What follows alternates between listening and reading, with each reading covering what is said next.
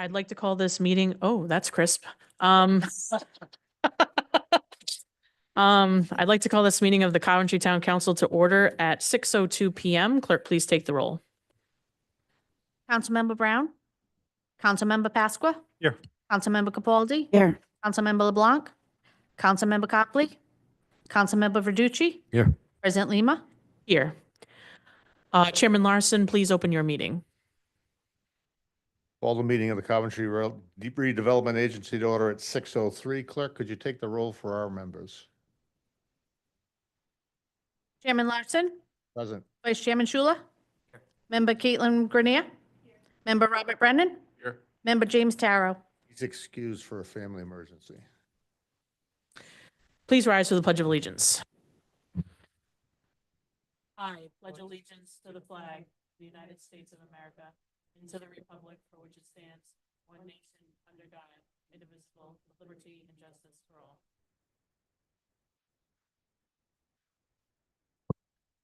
In the event of an emergency, those present this evening can exit out the doors in the back of council chambers labeled number 1 and 2 to the front lawn or back parking lot of Town Hall. We'll now move to public comment on docketed items only. If you have public comment, please come forward to the microphone, state your name and address to the record.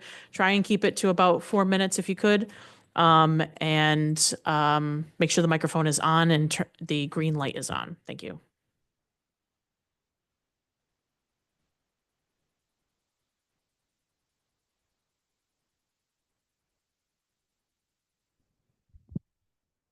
Good evening. Steve Riley, 5 Osprey Drive in Coventry. I had submitted a letter to you folks. Basically, Solicitor Angel took issue with some of my statements on overburdened easements at the redevelopment agency meeting, and I just felt it necessary to offer the research behind my conclusions. So that was that's number 1 on that letter in the enclosure.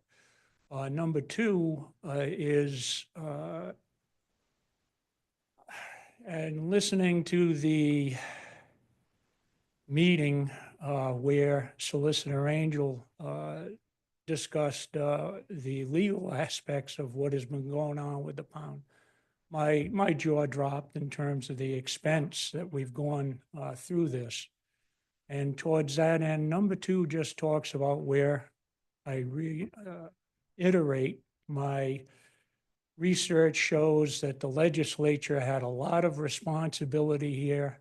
And in my opinion, the town has let them off the hook, and at great expense to the town and the taxpayers. And so my point here is that Solicitor Angel, he went through everything that he does, and I have a great deal of respect for. He handles it to the best of his abilities and in accordance with the rules of conduct that he discussed at length in a previous meeting. The point here is that he works for the municipality, and you folks, he works in effect for you providing counsel. Let me just say, the legislature, I know why they haven't tackled anything of this. It would be an admission of responsibility. They'd have to do something. As for the Attorney General's office, I expect their situation is that they addressed the federal lawsuit with a method that the legislative intent was satisfied by the administrative arm of DEM. So they didn't feel they had to do anything. And who goes looking for trouble these days, especially with maybe a overworked and understaffed Attorney General's office? So I even get why social holdings lawyers would be against this. And that is quite simply because it invalidates everything that they've been working towards. So with that in mind, Solicitor Angel, I believe, disagrees with some of this, and that's fine. And he's entitled to offer his counsel as he sees fit. My one question to you folks would be, as we go forward, the ship has sailed. The redevelopment agency has signed a contract. It kind of bothers me that you, as the elected legislative body, can appoint an agency, and a appointed agency can spend or authorize the expenditure of up to maybe $132,000. That's, I haven't gotten my arms around that one yet. I'd like to leave you with this. As we go forward, everything in my research has never been litigated in court, to my knowledge, never made it to the federal court. I can't speak for civil court in Kent County. But I ask you, what would have been the harm in raising these issues? It certainly wouldn't have changed the position that the town took in condemning and going forward with this eminent domain process. So going forward, I'd like you to think about that. And if you have any questions on my research or that letter, may I answer any questions? With that, I yield. Thank you for your time.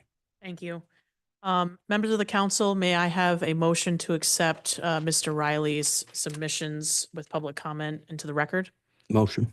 Motion by Vice President Verducci, second by Councilwoman Capaldi. Any discussion? Hearing none, clerk, please take the roll. Councilmember Pasqua? Yes. Councilmember Capaldi? Yes. Vice President Verducci? Yes. President Lima? Yes, Four in the affirmative, zero in the negative, motion passes. thank you. At this time, I will turn it over to the solicitor to introduce the one matter this evening on our agenda and to tee up discussion this evening. Thank you. Thank you, Madam President. So for the public and for those that are assembled, we have two bodies here tonight. This is a council meeting at which the Redevelopment Agency of Coventry has been invited to attend and participate in a workshop fashion. On the agenda at page 3, the purpose of the workshop is to discuss the particulars of GZA's engagement by the agency for the purpose of composing the redevelopment plan for the Johnson's Pond property, and the component parts of that that are explicitly stated and implied.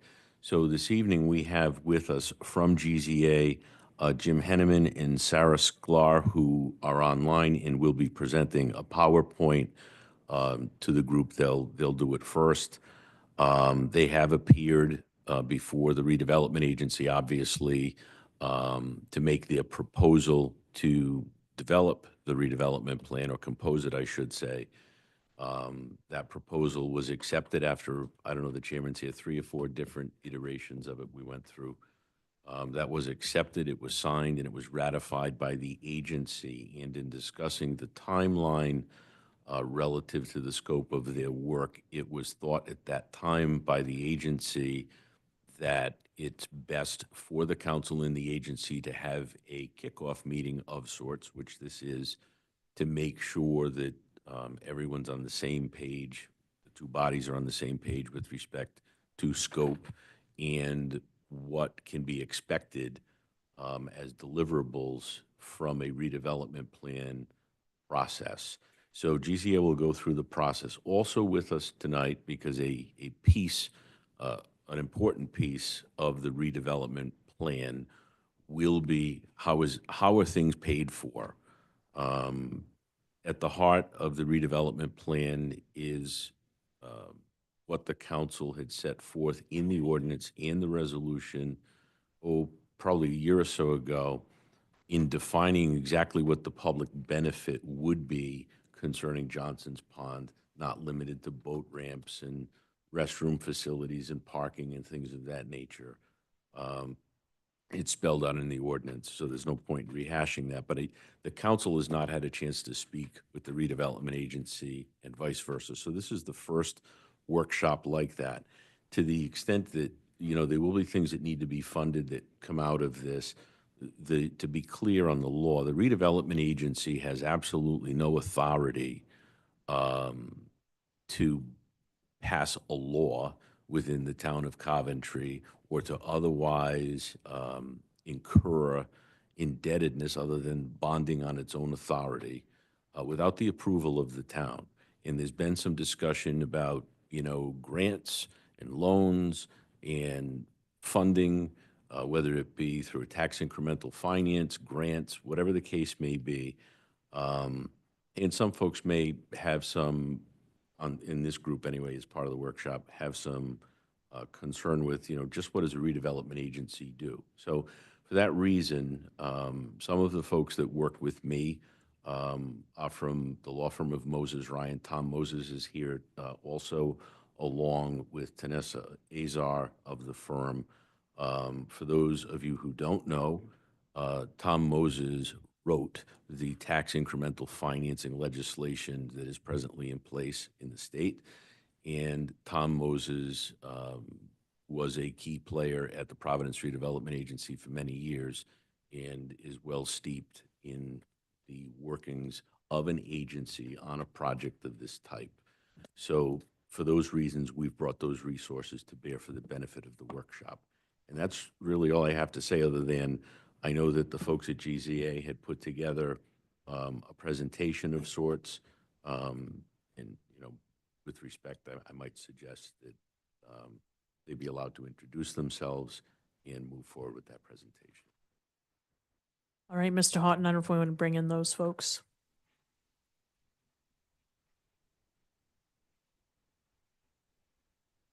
Good evening. Good evening. Thank you for having us. I apologize for doing this remotely. We had something of a short-term staffing crunch. Some of the principal people who will be working on this project are in Providence tonight at another event, but I assure you, you will see us in the flesh plenty of times during this process. I will just introduce who we are, and then Sarah will kind of walk through the process as laid out in the scope of engagement. Certainly the attorneys or the members of the council are more than invited to weigh in with questions or thoughts or observations. So we are GZA. The G is Donald Goldberg. The Z is William Zoino. Donald and William founded the firm in Massachusetts 61 years ago. It's now a 700-person firm. We have offices from Portland, Maine, out to Albuquerque, New Mexico, but we were really strongest in New England, New Jersey, and New York. As you'll see there on the present slide, we are a full-service firm. We have a wide range of technical capabilities, geotechnical engineers, hydrologists. I'm so sorry, noisy dog. But what we really believe in is doing this at a local level. The principal project manager is out of our Providence office, and we will be there. Sorry, there she is. Rosemary Fusco is the project manager in our Rhode Island office. I'm a QA person along with Ed, who is also in the Rhode Island office. And just go back to the previous slide, if you don't mind, Sarah. Okay. Yeah, as I said, we are community-based planners, and you know, this is what we do, and we have experience, we have knowledge, but it's essential, you know, the communication and collaboration with the client, you know, the council and the redevelopment authority, as well as other stakeholders, abutting residents, other residents of Coventry. You know, it's our job really to engage the local stakeholders, the local decision makers, and try to, you know, frame your thoughts, your vision into a plan that is actionable, that we actually can identify ways of implementing the plan. Okay, so that is essentially who we are. Just Getting back to the next slide, I want to introduce the rest of the team. Principal in charge is Kevin Williams. You'll certainly meet him. He's a very impressive personality, very outgoing, very dynamic. Our civil engineer is Chad Cox. And I are the QA/QC people. Our project managers are Rosemary and then Sarah Sklar, who is with us today, will walk us through more of the scope of services and the timeline. We have supporting the project managers our site planning and infrastructure team, things like road design, any other infrastructure related to the project, site planning if we are going to either create or improve public access points, for example, graphics and design, which also includes website design. There will be a website for the project. And based on the works that I've seen Kira and Dan do in the past, it's pretty good. And ecology and environment, Adrian is out of our Springfield, Massachusetts office, so somewhat local, and will be there. Obviously, issues related to water quality, both downriver and in the pond itself, and habitat, ecosystems. So that is who we are. And so the purpose of this evening is really just to walk through the project process, the key opportunities for engagement with members of the public as well as with your council. So Sarah, you want to jump in now here, please? Thank you, Jim. Hello, all. Sarah Sklar. I'm a senior planner with GZI. So I'm just going to run through a bit of the project process as Jim had mentioned. So here we are, starting off this project in April of 2025. We have a few steps that we're going to mention, down the road, and we anticipate ending or completing this final redevelopment plan in early 2026. I just want to say, though, that, this is a collaborative process, as Jim had mentioned. And so the timeframes up here are just for illustrative purposes right now, and may fluctuate depending on, if we need more community engagement, let's say. So really, we are here to work with the community, and this is a fluid process. But this is our general framework that we understand and would like to have a final redevelopment plan for the council and the CRDA in early 2026. So you'll also notice at the bottom is our list of community and stakeholder engagement planning process. I want to just say that this is interwoven throughout the process. This isn't separate from the project process, but we wanted to show it on here so you could just kind of understand, the robust engagement that we are going to have with this. So here we are in the project development phase of the project. And what does that mean? Well, right now we're at this kickoff meeting to discuss this process, to discuss outreach. We anticipate, a first workshop with the CRDA. That's where we will present our database, our goals and standards to kind of flush those out with the CRDA before we bring those to the community. We'll be undertaking site reconnaissance, so on the field work, going to any properties or any areas that we feel are needed, and based on community input, we will work with the town to obtain GIS data, and we'll create our own database that will be utilized for the initial redevelopment area mapping. So we anticipate that taking about 2 months, and then that's when we're really getting into defining the redevelopment area. And here's where we're going to establish the rationale for the redevelopment area boundary, prepare a preliminary redevelopment area boundary, and that's going to go through several phases of review by the council, by the CRDA, by the public. That's where we present everything in these public workshops that we're going to have. And then we'll finally have a final redevelopment area map that'll be included in that final development plan. And that'll be, based on all of that community outreach and process that we have defined. And so again, just going through, through this phase, this is where we're going to develop a public outreach plan. So really targeting, key stakeholders who we need to talk to, who we may need to do one-on-one conversations with. And this will also be the phase where we're launching our project website. And on that website, it's going to have meeting information, upcoming events, ways to get the word out, Other things possibly on there that we could have is an ideas wall. This is all, going to be developed in that public outreach plan. And then we'll have a second workshop to coordinate that outreach and discuss that and flush out those details. And as I said, we anticipate, having some small meetings with key stakeholders, but again, that will be identified throughout the process. And then it'll lead to our first public workshop where we not only present the draft boundary, but also identify some vision and goals with the community and talk about those based on our conversations with the CBRA, which will ultimately lead to the first public hearing, which will establish that redevelopment area boundary.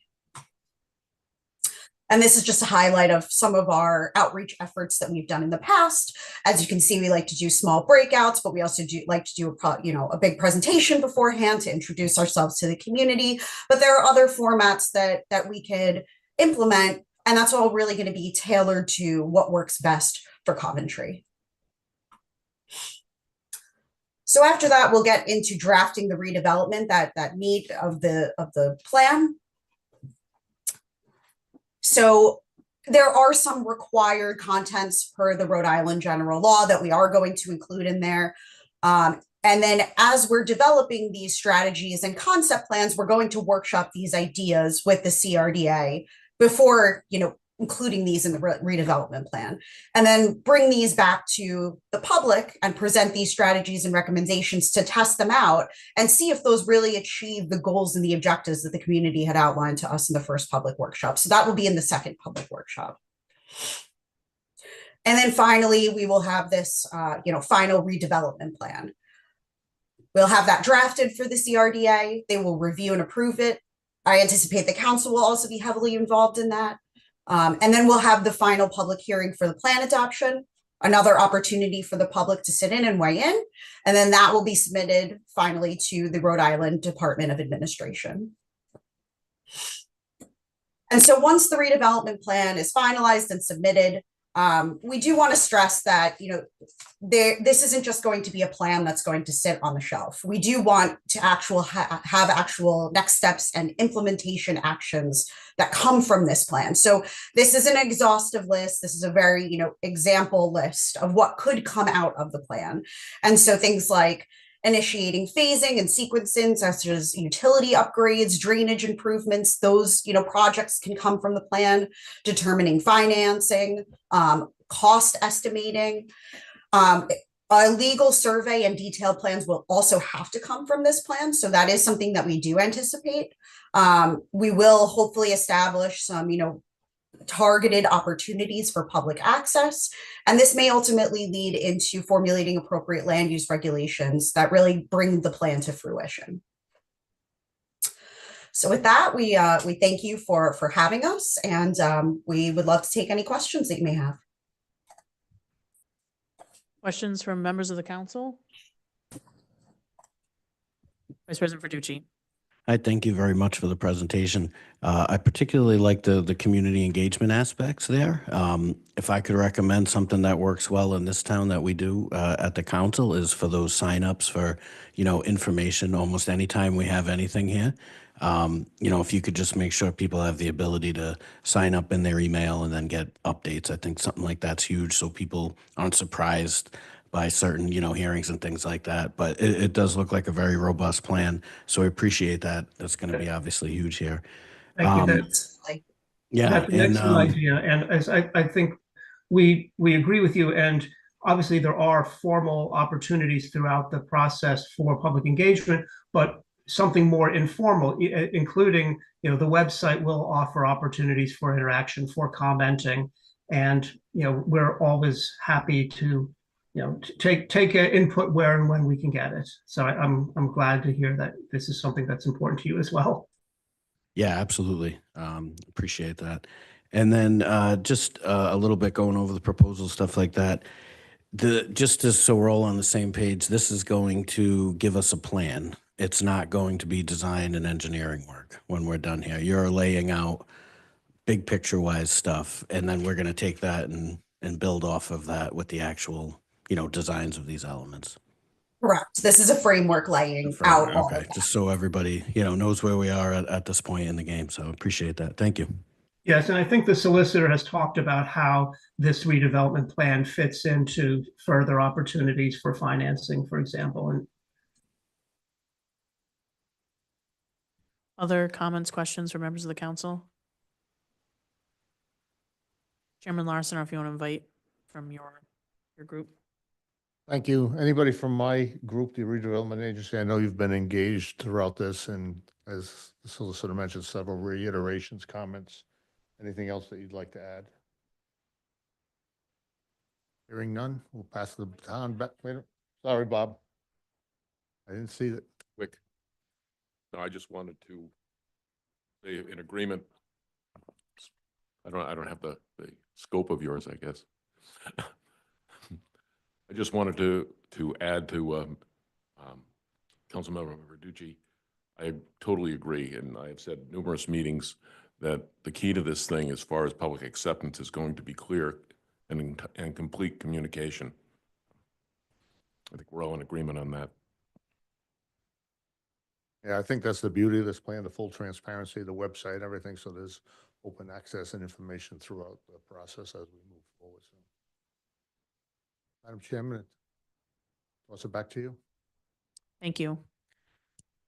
Solicitor Angel, want to go to the next piece? I know that the council had some questions, and I know that the RDA had received some information on this, but not in a public setting. To talk about some financing options and just what redevelopment agencies do, I would invite Tom and Tanessa to come up and speak to that and take your questions.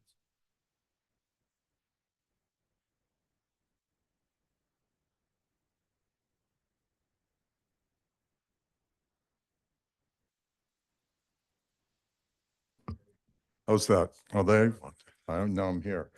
Yeah. So thank you both, council members of the redevelopment agency. This is a kind of exciting time for you.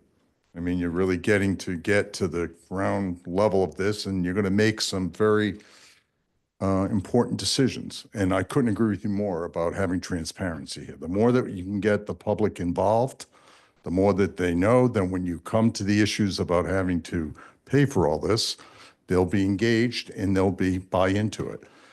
Part of what I've seen in the past, and I've done a lot of these projects around the state and other parts of the country, is that without the public support to these projects, they usually fail.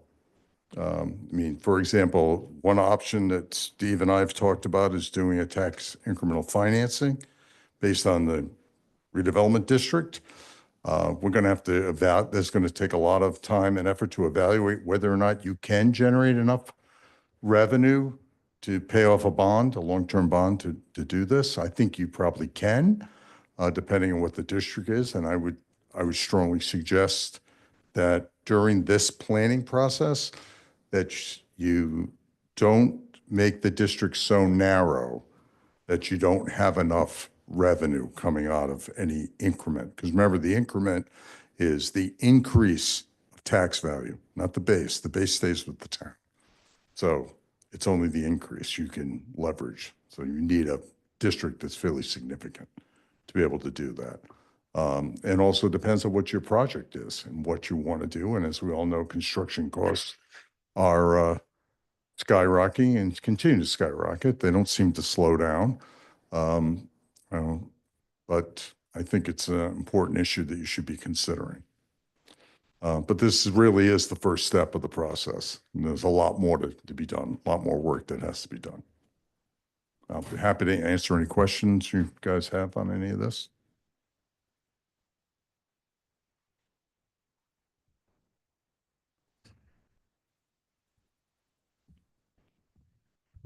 Guess we're good for now. It's Thank you wonderful. very much. I will have plenty of questions. Very interested in the incremental financing. Does the, nope. Anybody from my team have any further questions? I know Tom's been to us previously, had some information. Anybody have any other comments, questions? We're good. Thanks, Tom. Thank you very much. Solicitor Angel. So one of the things, Tom, that I think it's important to talk about is, can there be a mix of funding options as we deal with, improvements at the pond, whether there be grants, whether it be contribution of town resources to acquiring property and so forth. Yeah, we have to figure out what the product is. What are you going to buy? Right? Are we building boat ramps? Are we building a beach? Or what are we doing? Right? So once we know that, then we're going to have to develop how much can you borrow? How much more do you need? How much do you want to phase this project? There's a lot of avenues to look at. You know, for example, I mean, there is a small grant program from DM, as you know, Steve, I know you've been involved in that before, that could, because if it's a recreational basis of what you may be using the pond for, and if you can do it for a townwide basis, you're probably going to qualify for some of those grants for that. That's all eligible. What you have to be careful of is the federal benefits. Because these bonds are generally tax exempt, you can't have two federal benefits. So you can't go get a federal grant and then borrow money in using tax exempt dollars for that. So your costs go up. You have to be taxable instead of tax exempt. So but I think this project is going to require, as I like to think of it, as a layer cake, right? There's going to be a lot of expenses, and these, you're working in waterfront. This is not an expensive construction. This is expensive work that you'll have to do. And you're going to be limited in times when you can do it and everything else. So I think every revenue source that we can discover to help to get this done is probably what you're going to need to do it. Because I don't think the town wants the whole town to pay this. I think you want to try to keep this to the people who truly benefit from it. Right? It's up to you. I mean, it's not my decision, but I mean, that's the way I would think of it. That's why the tax increment idea really works very well, because it's very targeted to those properties. Vice President Verducci. So you made me think of a question now. Given the long-term likelihood of this taken and maybe this is for the redevelopment as well, is there consideration of a short-term solution and a long-term solution as far as, some level of access? Just thinking, all the things you just brought up, all the different curveballs we could face. And Yeah, I think this is really going to involve the redevelopment agency and the council are really going to have to grapple with, what's your budget? I mean, that's the number one issue. What can you afford? And where are the funds available to do this? Now, look, I love to do bond issues. Let's do them. I get paid. I love it. But this is not an unlimited resource here. And you have to look at it that way. Better to go with your eyes open. Councilman Pasqua. Thank you. So I kind of see this as a twofold situation here, short-term and long-term. The RDA, the redevelopment plan, is definitely a long-term thing. It's going to take a while to get going. Maybe a couple of years before we see anything actually come to fruition with this.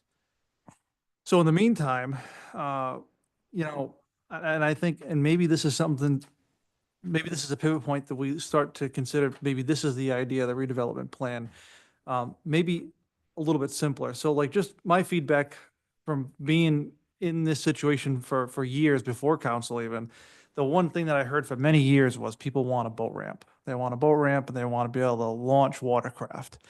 I've never actually had anybody ask me for a beach or a bathhouse or a sandwich hut or anything.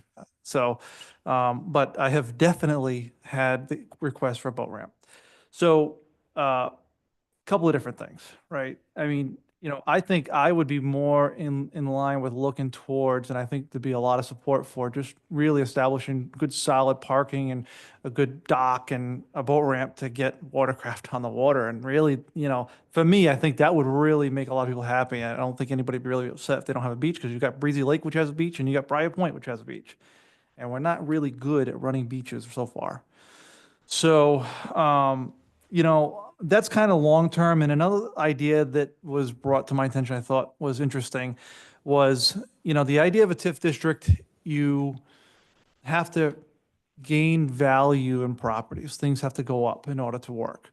So, Hill Farm Road is basically cutting the reservoir, and it blocks already established public access with a boat ramp and parking. So I don't know if it's within the scope of the RDA to maybe look at a plan where raising the bridge at Hill Farm Road, which is a state road, and maybe there's some state funding that could be assisted with that. But you would be able to utilize already established public access with parking with a boat ramp just by raising a road. So, maybe that's a different approach to a long-term plan. And, now we're not really so much trying to reinvent the wheel. We just got to bring a road up 4 feet. So another idea, and this, maybe this affects the redevelopment plan, maybe it doesn't, I don't know, but the town now owns they own shoreline along the reservoir in a few areas. And the biggest parcel is by the dam and off the bike path. It's 429 feet of shoreline. And right now we just have signs that actually say Quidnick Reservoir on them, that they gotta be changed. But they tell people no trespassing. This is Quidnick Reservoir property, can't go over here. But people go over there, I see them all the time on the reservoir all the time. There's paths already to the water. There's 430 feet of water frontage. In the short time, just to give people access, I think we should probably just get a screw gun and take the signs off the trees and let people go along the shoreline over there and fish and have some access. At least gives us some time to really think about this plan, and also gives us a little bit of relief on the short term now, where people, as we all have heard, they want the access now. And we do have land to give them some access. There's nothing wrong with that area. It's right alongside the bike path. It's safe, it's flat, there's paths over there, and people already use it. They're going by the signs anyway. But, and another idea with a redevelopment plan is, I also envision something like what North Kingstown has, is Allen Harbor. The town of North Kingstown owns a marina, and they make profit off of renting out slips annually. So they don't sell fuel over there, but not saying we couldn't. Looking at an idea like that, and that's been established once already on this reservoir, where we've had multiple slips. There was facilities where people could go and eat, and they could launch their boats for a fee. That would, if the town of Coventry was driving that ship, it would turn this into a profit machine, also giving us revenue for something that we've invested in so heavily. So, it really changed the tide on this whole thing, and really puts the town in a positive financial position with the reservoir, with that kind of option. So, just a few things I'm just throwing out there. Like I said, I think in the short term, we really got to consider possibly, opening up that 430 feet of land near the bike path that people have access to, could have access to. And, maybe we look at raising the road on Hill Farm Road, and maybe that's it. Councilwoman Capaldi. The question was, where was the marina? Indian It was the Trail. marina. Yeah. Oh. So when you go underneath the no wake zone, on the right-hand side, the facilities are actually still there. There's a fuel tank in the ground, the pumps are still there, and all the docks are still there. I love that idea. With parking, when the facility was sold, parking didn't go with it. So the marina ceased to exist for that reason. All the infrastructure is still there. It was a pretty popular thing. When was that? 20 years ago, right, Ross? About 20 years. Yeah, 20 years ago. That's a great idea. What I wanted to ask in the plan, what you guys have been talking about, listening to all the people that talk about these access points throughout the town to Johnson's Pond, are we re-looking at these points to also clean them up, to make them? You mean the pre-existing right-of-ways? Yeah. Are we also looking to clean these up, fix these up, to also have these access points that are already existing, but no one can see them because they're under, big weeds and trees and stuff. Is this a part of the plan? Can I just interrupt for 1 second? These are very interesting ideas. I think you hired a very good engineering firm. I'm glad they're hearing these. But there's a lot of permitting issues. So before you unscrew signs and let people walk through there, you have issues with DM you have to do. There's a lot to do. It's not, I don't mean to be disrespectful, but I want you to understand there's a lot of issues. Now, look, if we can get a quick permit from DM, so you could actually put like just a walking paths through there and have it cleaned up and do something like that, probably a great idea. But you're going to probably need a permit to do it, To We that also point, just- I'm sorry. right? who was talking? I'm sorry. I'm sorry. We also just wanted to say that, yes, we can certainly look at existing access points and cleaning those up in the plan. These are all ideas that can be studied, certainly. To your point, what you were talking about, it's going to be a lot of things we have to go through, a lot of red tape to cut through and figure out and research and move forward. We just have to put our, heads together and get this done because we owe the public access. That's it.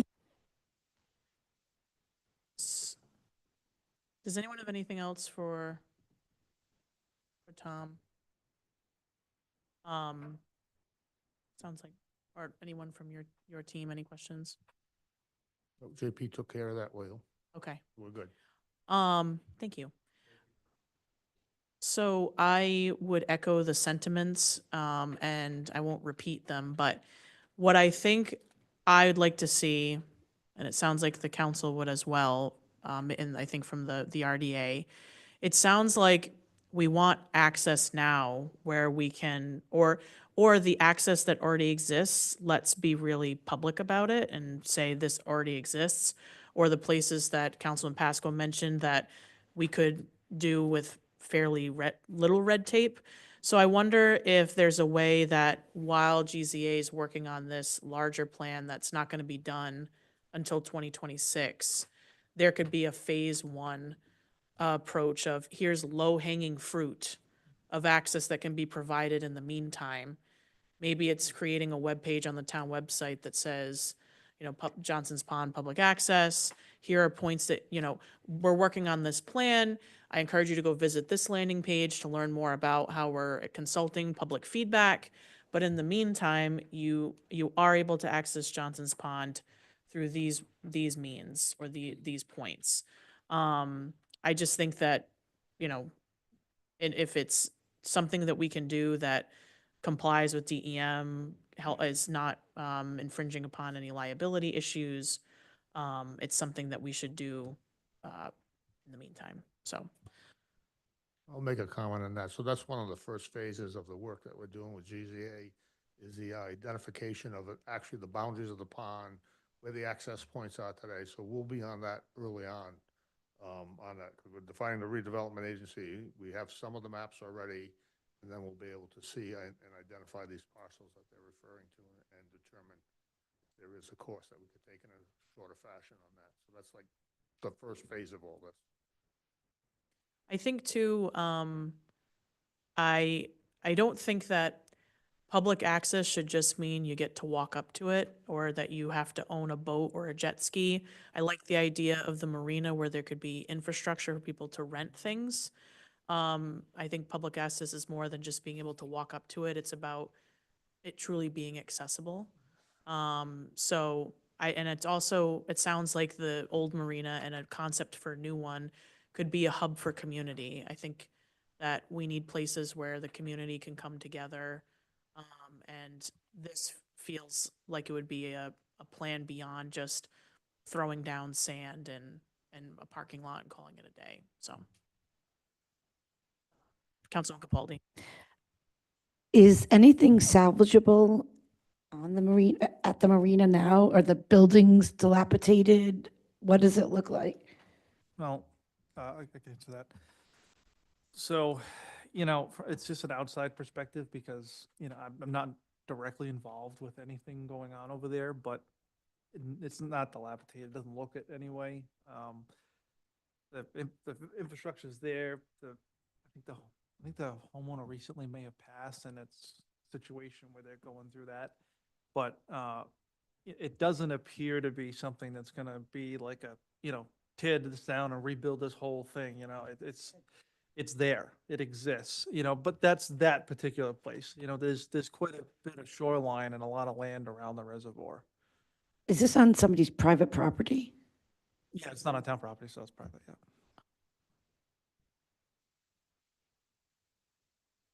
So with something like this, I imagine it would come up in GZA's discussion. And I guess I'm asking this question to the GZA folks.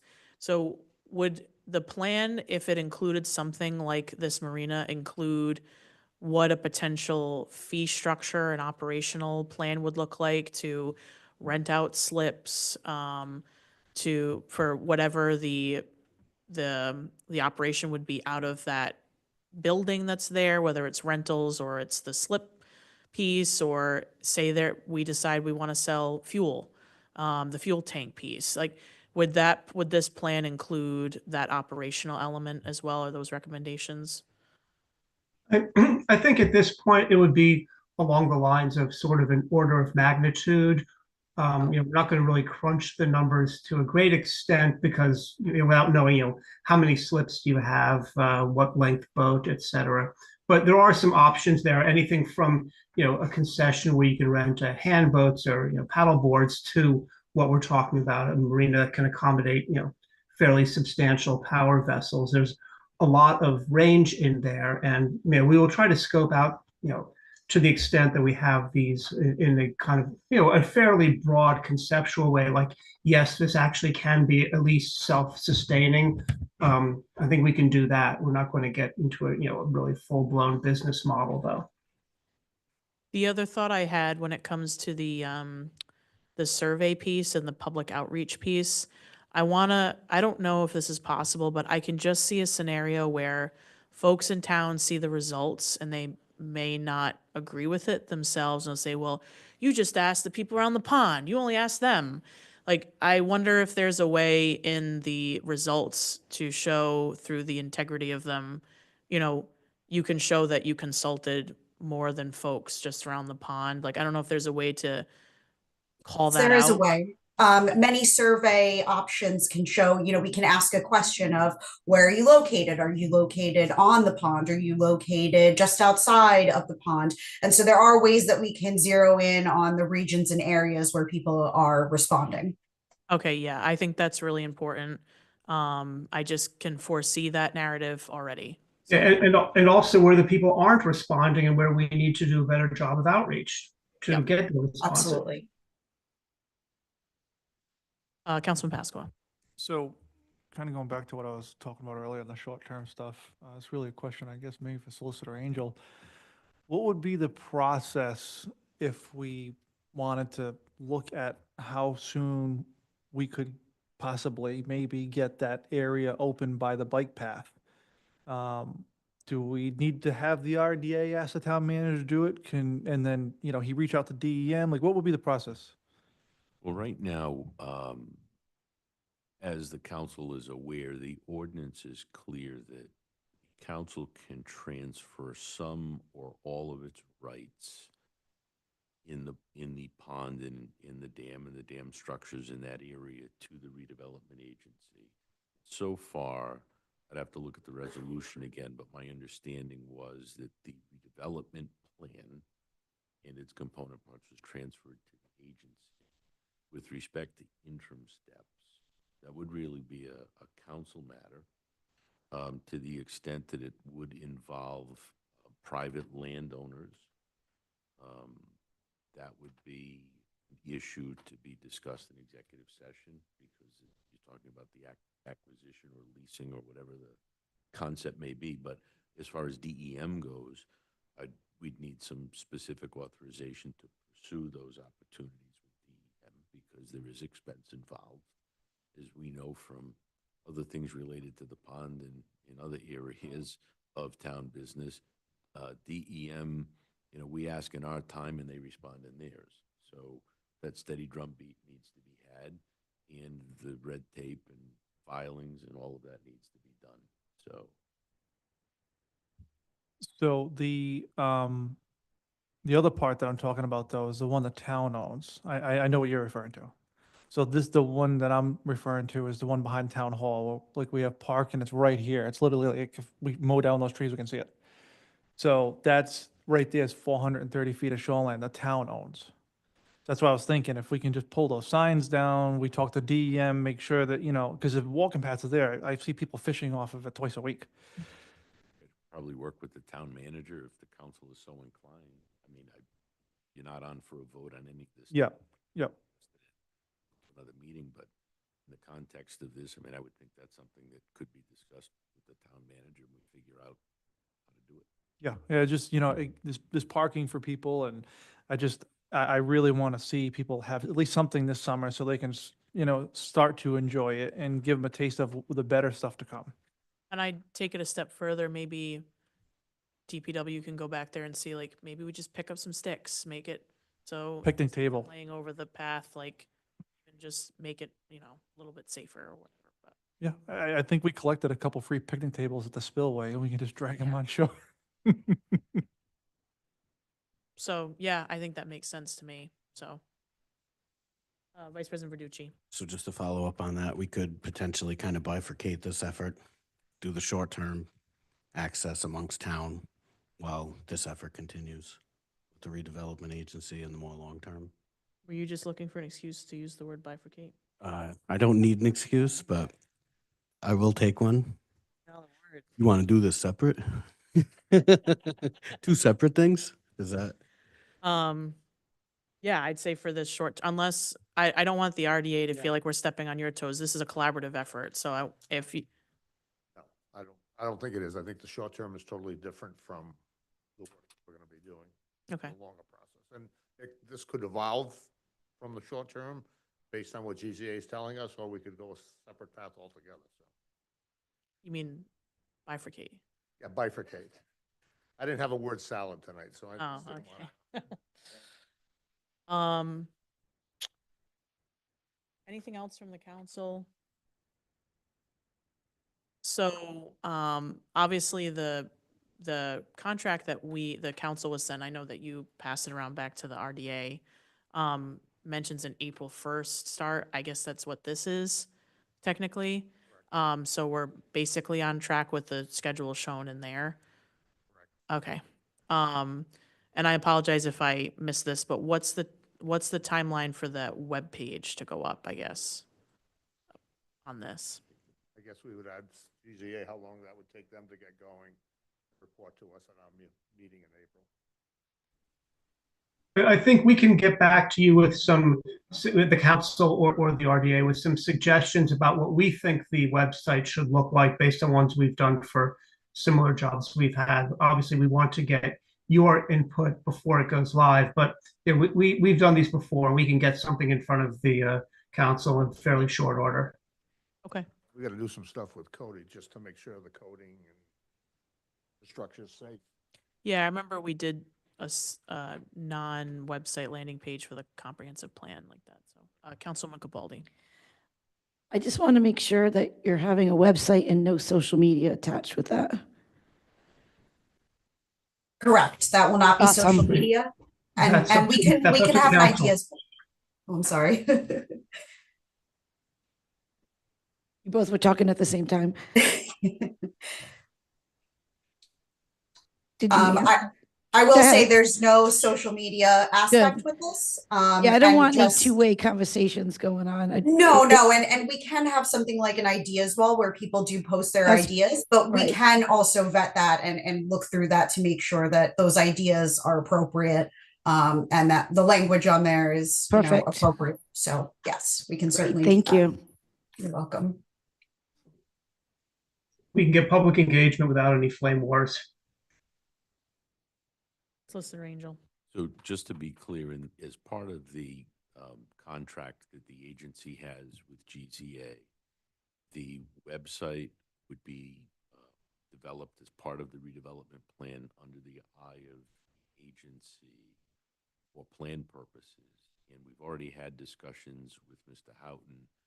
And the plan would be to have the URL on the town's website. People would click on it, and it would automatically transport them to this landing page. That way, it doesn't require IT to be involved in the management of a web page. So, but it would not, I know GZA made the statement that it'd be coming back before the council for a mock-up of the web page. It's actually would be back before the redevelopment agency, not the council.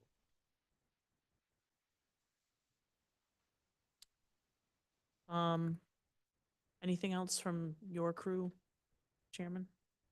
We just have some business that we need to do, as this is a joint meeting for our side of things.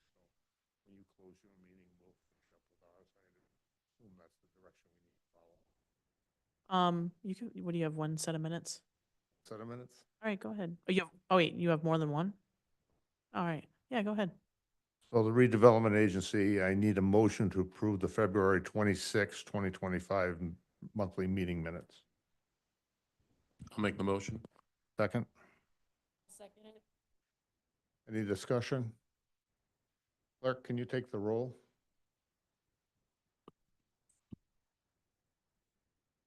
Councilmember Grenier? Yes. Sorry.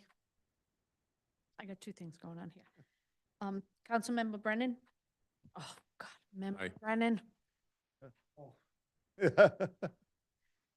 Vice Chair Shula? Chairman Larson? Yes. Or, oh my God, I can't even talk right now. Sorry. 4 in the affirmative, 0 in the negative, motion passes. The next order, I guess, is to close our meeting. I was just gonna do final public comment, and if you want to wait. Okay. All right. We've got public comment for undocketed items, those items not on our agenda. Those in council chambers, feel free to come to the podium, state your name and address for the record.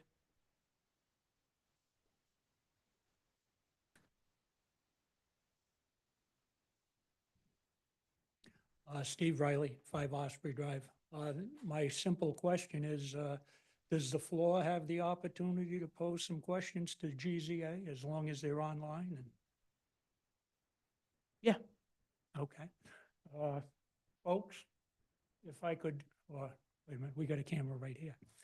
If I could just ask a question related to, as a property owner on Johnson's Pond, you folks showed 2 aerial views, one of the complete condemned area of the water, and then there was a closer, narrower one of the dam area with the land abutting the water that the town gained through the condemnation effort. My question is, can you describe as part of the public outreach, what the process is that you go through in establishing what this public use is going to be? And there's about 800 property owners on that aerial view around the pond that will be affected. I want to say I'll round it off to about 800 acres of water. And so the question is, in going through this process, I think Solicitor Angel said in the beginning that it can't be a beach chair and an umbrella to satisfy public use. Councilman Pasqua has put forth some very good suggestions about a boat ramp and a controlled parking right over by DPW. And then, you know, I think of the other spectrum on public use, and maybe an Indian ranch and a Memorial Beach like you might see on Webster Lake, which is about 1,500 acres. So I'm just trying to get a sense from you folks in terms of your analysis and coming up with the public use, what that process is with the people whose property you may be seeking to condemn, and also your analysis of, say, an 800-acre body of water, and the recreational use that already exists there and what you might be introducing as part of your proposal. And that's kind of my question. Okay, well, I think it would be premature to prejudge the outcome of the planning effort. I mean, the whole purpose of going through this exercise really is to frame out these kinds of questions. When we start, by developing the GIS and developing all the data on the properties, the abutting property, the water itself. And once we have that, what's public, what's private, how is it being used, then we can begin, with obviously plenty of local input to frame out some of the options and some of the issues and, how the various stakeholders are affected. So, without, prejudging or predetermining what the study will ultimately come with, that is essentially how the process begins. The first thing we do is this GIS, this mapping of the redevelopment area. Okay, that's fine. And I believe our lawyer, I'm sorry, but he mentioned the point about, well, first you have to define what you're looking for before you can figure out how you're going to at least fund it. And so my question is, you've gotten ideas here today, but how do we finalize what that public use determination is so that you can then do your analysis and come up with your plans? How does that work? Okay, essentially that works through the public engagement as well as the engagement with the town council and the redevelopment authority. I mean, you will have access to the feedback that we are receiving from stakeholders and constituents in town, and then a lot of these are frankly political decisions, which are we can provide the technical support and technical know-how, but the decision is made by the bodies that have that power to make those political decisions. Thank you. And I do want to reiterate that this isn't our plan. This is your plan, your community's plan. Okay, well, with that in mind, maybe I could direct the question to you, Madam President, is do we do a survey? In other words, I was, Councilman Pasqua put out a Facebook post saying, people show up and tell us what you want for this meeting. And, I guess YouTube must be having quite a usage right now because, Well, I don't see people offering. if I'm not mistaken, I think part of what's paid for in the GZA plan here is that they're going out into the community. They're not just gonna throw up a landing page and hope that people find it. They're actually gonna go out into the community. I think that's what they described, but I may be wrong. That is correct. Okay, yeah. And we will be relying on the community to help get the word out for us while we're doing this robust community engagement process. So this will need, help from locals, getting others to come to these meetings. And so that we make sure we are reaching out to everyone and everyone has a chance and a seat at the table. I think just to clarify, I think there are stakeholders involved as well as public hearings. So there's two other components that we get feedback from. Right. Does that answer your question, Mr. Riley? Yeah, we'll stay tuned. Thank you. Thank you. Are there any other members of the public in council chambers who'd like to make a public comment?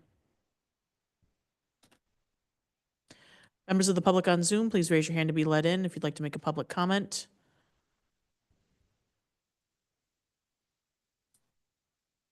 Please unmute yourself and state your name and address for the record. Hi, my name is Trisha Hunt, 526 Camp Westwood Road. Can you hear me okay? Yes, we can. Please proceed. Okay, great. So in relation into tonight's presentation, I thought that it was extremely helpful in understanding what the process is going forward. I just wanted to highlight something that as a taxpayer that I heard that felt reassuring, something that I think his name was Tom said about making sure that we're really clear about what our budget is, where are these funds available, and keeping it to the people who are truly benefiting. I know that we want this to be a large public access place, but just keeping his thoughts in mind that we are not a town of unlimited resources. In fact, we're a town, I think, we have been called in financial distress officially by the state. So I just want to be really careful about taking our time and not rushing this project. I know there's a big need from people who want access now because we finally got access to the reservoir, but I'm a little bit worried that we will spend money unnecessarily because just opening up even that little area behind the library and that DPW area, that is going to cost money. And when I looked at the town manager's budget proposal for next year, I don't think I saw a place within that budget that accounts for that. And we're just so tight on money, and we're working so hard to get our town in good financial footing. I hope that we'll just take the time we need and not let kind of the um, the overexcitedness of people just wanting access right away um, have us unneedlessly spend money. And I know this is an opportunity where I can comment on non docketed items. And just speaking about the budget, I know that the Finance Committee has already met once, and I appreciate Mr. Verducci already responding to my email. I looked at their agenda, and I'm just hoping that some other items might be able to be added to their agenda going forward. Would now be an okay time for me to say those things that I think I would like to be considered at the Finance Committee? Sure. Okay, so just based on the presentation on the 17th and 18th, I'm hoping that the Finance Committee could look at the frequency with which raises are being given to town employees. It was said more than a dozen times by different presenters, like people are getting the standard 3% raise, the normal 3% raise, and it's possible that those people haven't been given raises in quite a while and that they certainly need it. But I'm hoping maybe the Finance Committee could look at how often are those standard or normal 3% raises being given to, and I did put in my email to the Finance Committee, it's quite a lot of people under the district that are going to be given 3% or more. And I think we just have to be careful about that becoming a standard practice, because I know in the past when larger departments like the school department looks to give raises, it's very it becomes a point of contention. And I think that they could very easily look at the other town side of the budget and say, well, it's standard practice. Everybody gets a normal 3% raise. So that was my first thing. The next thing was just a closer look at the Department of Public Works. I can't remember which council member had kind of talked about how the director was getting quite a bit of a raise, and the explanation of that was because they were going to be taking on a lot of responsibilities due to the annex project. But then when I think it was Councilmember Capaldi had asked, well, will that raise be going away when the annex project's done? And the response was, well, no, that 10% or more raise would stay. But then within that department's budget, they're budgeting for a major increase in employees. And the rationale was to help with those types of projects. So I'm hoping the Finance Committee could just take a closer look at the best way to spend our money in relation to the annex project. Might it be better to hire someone one time? And it's a one-time cost incurred as opposed to giving a substantial raise that would go on for a long time. The next item I'm hoping that could be looked at with the Finance Committee is the use of impact fees. It was mentioned, I stopped making tally marks after 10, but it was mentioned at least 10 times that the use of impact fees would cover the cost of something. And again, someone on the committee did say, or on the council, I should say, did say, well, are we keeping track of how much we're taking out of impact fees? So I'm hoping that could be added to the Finance Committee's agenda. And my last two things, I'm sorry, I know I'm taking a long time, are there was mention of town distress funds, and it seemed like those were going to be going into our operational budget. And I have concerns about that because when we took on some of the ARPA funds and we put them in our operational budget, and then they went away, and we had to come up with that money using tax dollars. I think that's what got us a little backwards, if I'm not mistaken. So I just want to be careful with how we use those distress funds and might So, the, oh, sorry, go ahead. yeah, so actually, as someone who's been here on the council for the length of those ARPA funds, those have never gone into operational accounts. In fact, we've been one of the more diligent communities in only using them for one-time expenses. We actually use them really just to tackle our significant capital improvement list that's been racking up, because when the town voted on its budgets and the budget would fail, we often went to a second budget, and the way that the previous councils would just edit the budget to make it lower, so people would vote for it, was just to zero out capital improvement. So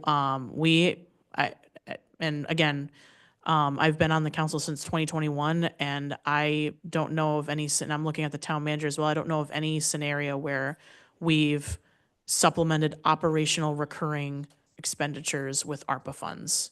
But unless I'm missing something, we haven't. But your point is well taken, because we're seeing it play out on school departments when it comes to ESSER funds and CARES Act funds.